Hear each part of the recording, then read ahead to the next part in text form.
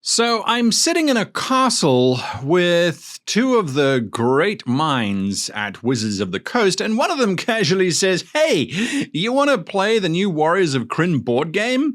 Well, I kind of went, yes. Before we dive into Warriors of Krynn, the board game from D&D, I just wanted to mention briefly that our latest books, The Complete Guide to Creating Epic Campaigns and The Practical Guide to Becoming a Great GM hard copies, are now available from our website. So if you missed the Kickstarter and you want to get your hard copies of these books, you can now do so from our website. You can also pick up the Complete Guide to Nautical Campaigns, the PDF, as well as the associated order cards that go with it. You can also pick up the Bounty Hunter Diceless RPG that I wrote. And if you're needing some maps, look no further than Epic Battle Maps Volume 1. A truly awesome resource. Now, on with Warriors of Krynn. Hello and welcome to today's episode. My name is Guy. It's an unusual break for us from what we normally handle on the channel, but considering that it is Dungeons & Dragons related, I thought it would be useful to have a look at this whole thing. Now, recently, Dungeons & Dragons releases, and I have not seen eye to eye. See my Spelljammer video for my review on that. It did not live up to my expectations. The information I am giving you in this video are my personal impressions of a board game that was being run for the first time, and we were learning the rules as we were playing. Furthermore, it was late at night, and so I may have missed some things. This is not a how to play Warriors of Krynn. This is my impressions of that board game and whether or not it's something to get excited about or to step away from. Let's get into it. So the basic idea is that you will play the Dragonlance Adventures book, which is set in the world of Krynn, and there's this giant battle going on between the evil Queen Takesis and everybody else, the player characters, assumedly. Although, knowing my players, they'll probably join with her and try and take over Krynn for all of dragonkind. Anyway, that's a whole different story. So the idea is that there are these massive battles. That's kind of Krynn's shtick, right? Is this huge war and between the dragons and the allies. Now, instead of having to come up with rules on how to handle mass combat within Dungeons & Dragons, which we know is something that has always been lacking, something that's not really there, which is ironic considering the history of Dungeons & Dragons. Nonetheless, it's not really there. They said, okay, well, let's create a board game. And so they brought in these board game designers and they put together Warriors of Krynn. That's the entire sort of backstory. Now, there are rules and mechanics for transporting the player character that the players have generated into the board game and using them in the board game, or you can just use the characters that come with the board game. And there are some lovely little miniatures that come with the board game. They're all the different types of PCs that your players can assume. Now, as the DM, you do not have to then play this board game as the DM. You can play it as one of the players because of the way that the board game works.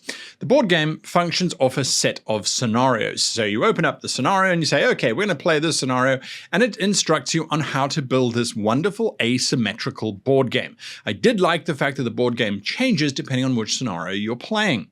So you assemble the board game and then you place the PCs onto this board at various locations or at a starting strategic tent, etc., etc., etc.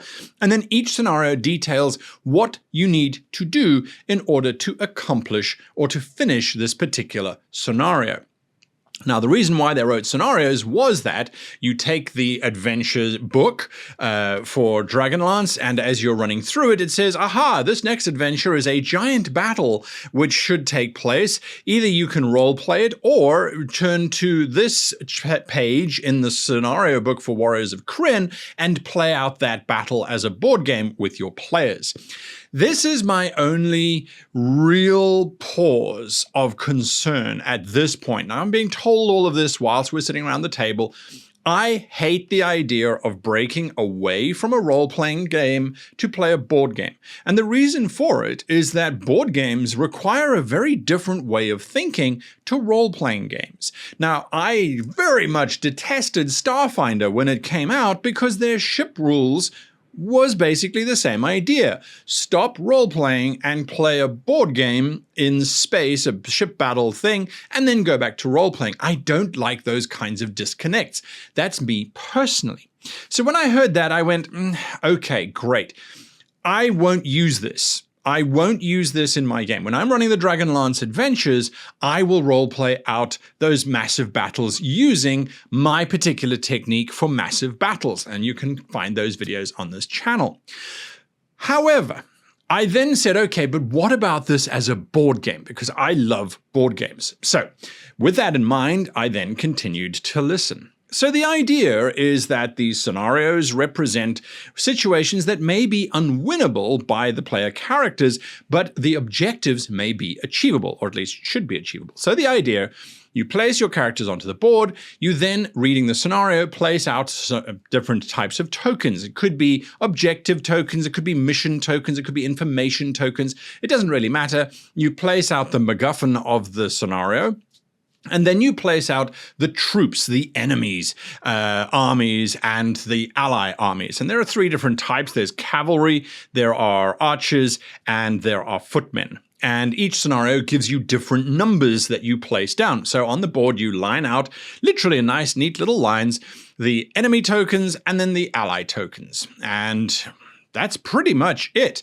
The characters then have an action economy, and each turn you get to move your character around the board in a pretty easy kind of way. You can bounce around. There are hero monsters that are on the board that if you come across, you have to stop and engage with them. You can't move past them, but that adds to the joy, right? So your hero can do 4 things each turn, and they get stressed depending on what they do. If they're just moving, there's no stress, but if they're using one of their powers, which could be to remove stress from somebody else, a healer basically, it could be to annihilate an enemy opponent, which generates lots of stress. If you were like the rogue-like character, you could assassinate these sort of hero monsters that were on the board.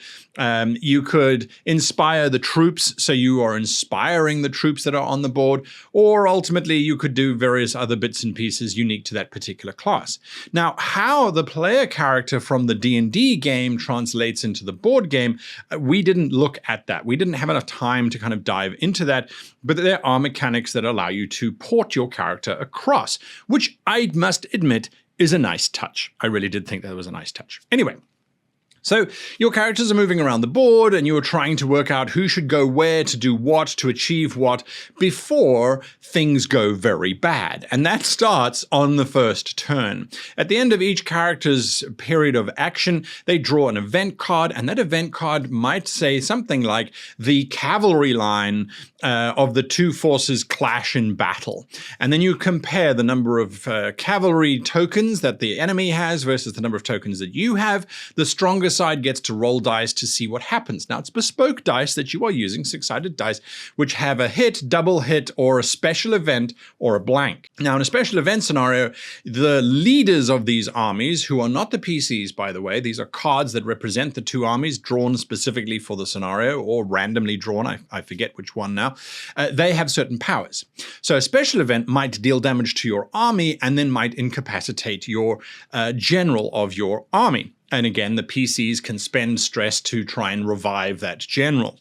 So the whole battle is quite dynamic. Your forces are being whittled away. The players are trying to shore up those lost troops. They're trying to accommodate for that whilst trying to achieve the objectives.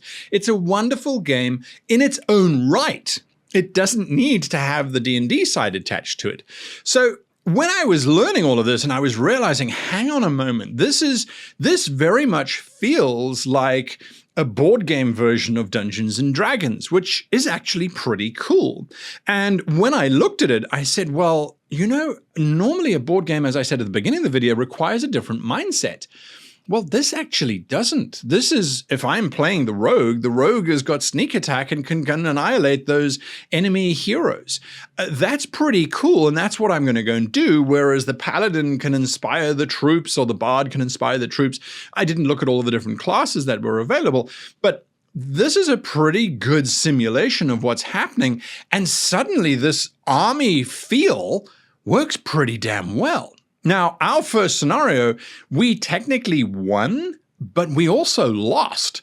which was a very interesting twist because the enemy army outnumbered us almost 2-1. And we're like, how are we going to handle this? We're constantly being defeated. Except we as the player characters were accomplishing our goals. We were getting our little MacGuffins. We were killing the bad hero characters that were on the board. We were making progress. And so by the end of the scenario, we had to withdraw. We had to run away because our army had basically been decimated. But it was one of those situations where you go, you may have lost this battle, but you have gained resources for the next one. And so the war is far from over. So Warriors of Krynn really plays out kind of like the board game Pandemic, where you are literally trying to stop things from getting worse by placing yourself strategically around the board, with Red October, that little gnome submarine game where it is just going to get worse and you are making decisions of which worse to go with a little bit of a touch, I would say, of Dungeons & Dragons. And to put that into context, I suddenly said, maybe I will play this with my players. It might be a nice break, as a matter of fact. Or perhaps it could be used once or twice. Having said that, Warriors of Krynn, I think, is a great board game in its own right. The fact that it is themed along Dungeons & Dragons lines makes it more appealing to someone like me who loves Dungeons & Dragons. The artwork is stunning. The little miniatures are fantastic. The asymmetrical board game is great. The quality of the product is absolutely there. And within an hour, not only had we learned how to play the game, but we were also learning that there was so much more to it than at first meets the eye in terms of strategy, in terms of working together as a team, in terms of an actual game itself, that I was really enthused and very inspired, and definitely was contemplating what amount of time in prison for stealing that particular copy would I be willing to go through to get it to be able to play. I really enjoyed it, and unlike other products, this one, my expectations have now been set very much for what Dragonlance, the book, is going to bring for us and to us. And I have to say, now that I know where to place my expectations, I think this could be a really exciting adventure series. Time will tell, of course, but until then, I'm really excited. Warriors of Krynn, thumbs up. I think it's something that's worth looking at. That's it from me, folks. If you want me to do more of these kind of reviews of other D&D products, such as their other board games, let me know in the comments down below. And, well, just give me your thoughts. 2022 is nearly over. 2023 is looming. And we've got a whole bunch of exciting things just waiting for us. There is a straw poll attached with this video.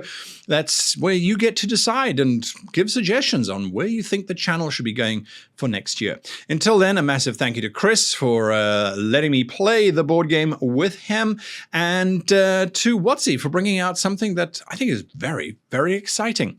Until then, huge thank you to you for watching all the way through to the end. Hit that subscribe button if you're not already subscribed, or hit the like button. It all helps the channel to grow and prosper and costs you nothing. Until next time, thank you to my patrons for keeping the lights on, and until then, until next week, I should say, I wish you all the very happiest of gaming.